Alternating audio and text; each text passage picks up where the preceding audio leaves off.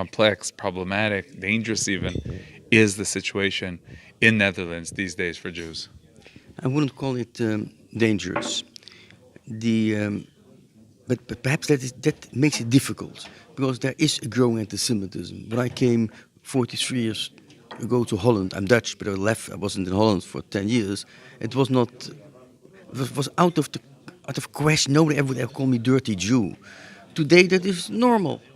40 years ago, it was unthinkable that the Jewish schools need to have shomrim, police, and soldiers in front of them. And the rabbinate is under control. Every Jewish place, if I go somewhere and have give a speech and it's announced in a broader public, then there's police, there's always protection. That they're not doing that for nothing. It's the government themselves. They understand to recognize there is a danger. I myself I'm not allowed to go on public transport. You were attacked, right? A few times. My house was attacked a few times, yes. But now today, so it's police cameras around the house, and since that time, no problems anymore. But if there's something attack like, God forbid, like in America in Pittsburgh, everybody wakes up, gets in shock. Thanks God, it did not happen yet in Holland. So you can't. But you're saying yet. Yes, I say yet because it's very possible it will happen. I don't want it. Nobody wants it, but it is not.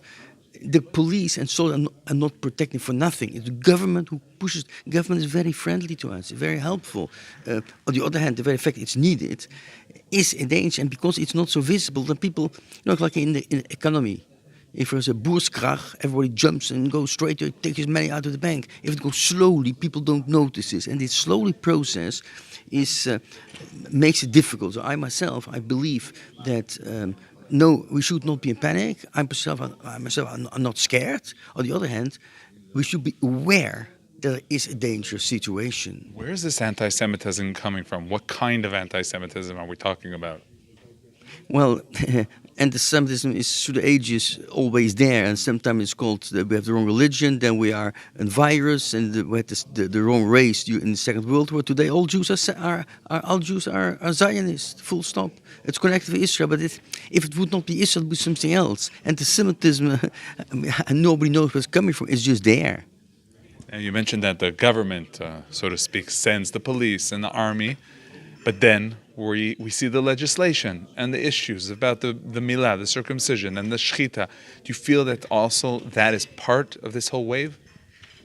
I'm not going to say that those people in government who are against shechita, they're anti-Semitic. I'm not going to say that because I don't believe it's like that. But if you look at history, you see that always anti-Semitism starts with an issur on shechita and then later on Brit Milah.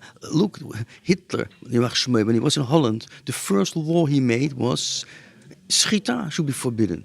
So I'm not saying the people who are against it that they are anti-Semitic, but the phenomenon is through the ages. Is the beginning of. And if you look in history and don't have to look back so long, if you just look in the years before the Second World War.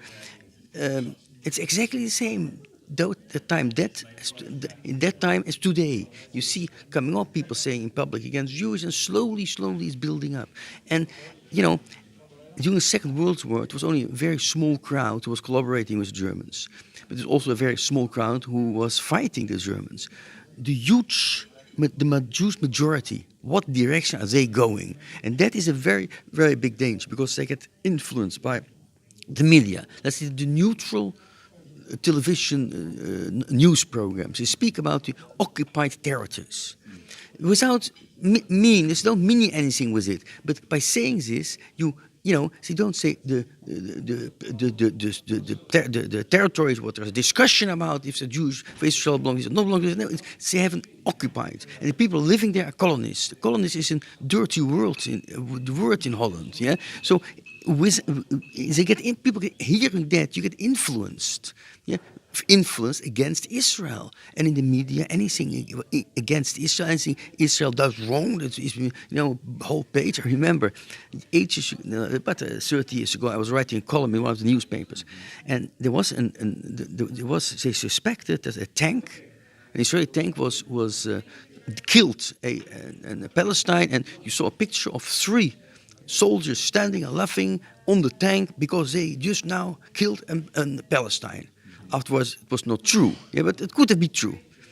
That picture took half a page. At the same page of the same newspaper was 10 centimeters, a message that that day or that week, 200 people were killed executed in Iran. So I went to the newspaper. I don't understand. For 200 people, 10 centimeters, and for one person, one too much. It was not true, but it makes a difference. Half a page. The answer was, in Israel we have our journalists, and in Iran we don't, and that's true. Yeah. So everything, the PR from Israel is no good. I'm not attacking anybody, but there is a war also in PR. You mentioned Israel. Does Israel come sometimes as the solution, the next stage? You know, maybe it's time that we leave. Maybe it's time to go home to Israel. Yes, we see that a lot of people are leaving to Israel. I'm just back from the Ukraine, and there with Christians together, we try to help people to move out because there's no solution. I wouldn't say that people have. Listen, I think if I want to go to Israel, I should decide myself. It should not be decided by terrorism.